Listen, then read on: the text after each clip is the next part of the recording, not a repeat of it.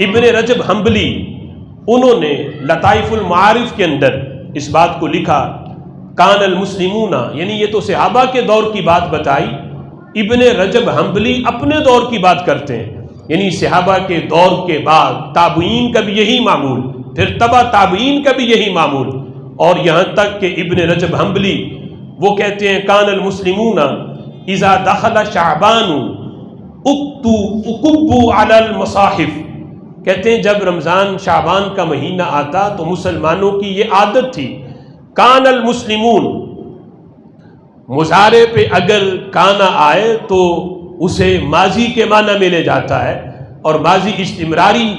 ہوتی ہے کہ گزرے ہوئے زمانے میں جو کام جاری رہے۔ کان المسلمون،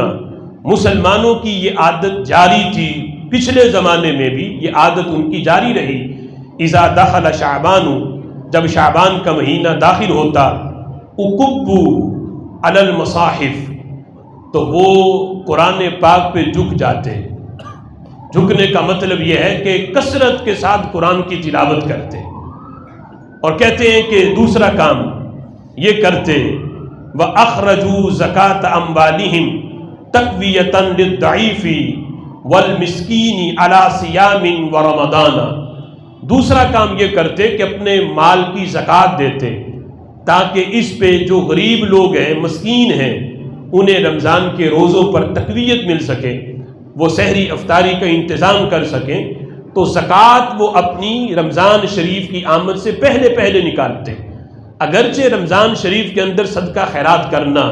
اس کا اجر و ثواب مزید بڑھ جاتا ہے کہ رب ذوالجلال جو فرض کا ثواب ہے اسے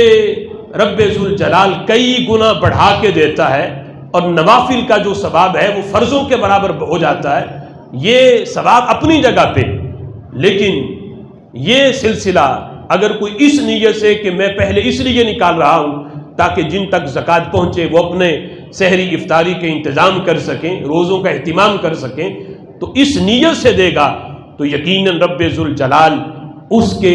ثواب کے اندر کوئی کمی نہیں رکھے گا۔ اللہ کے گھر میں ثواب کی کمی کوئی نہیں ہو سکتا ہے، اس نیت پر رب ذوالجلال رمضان والا ثواب اسے شعبان میں ہی عطا فرما دے۔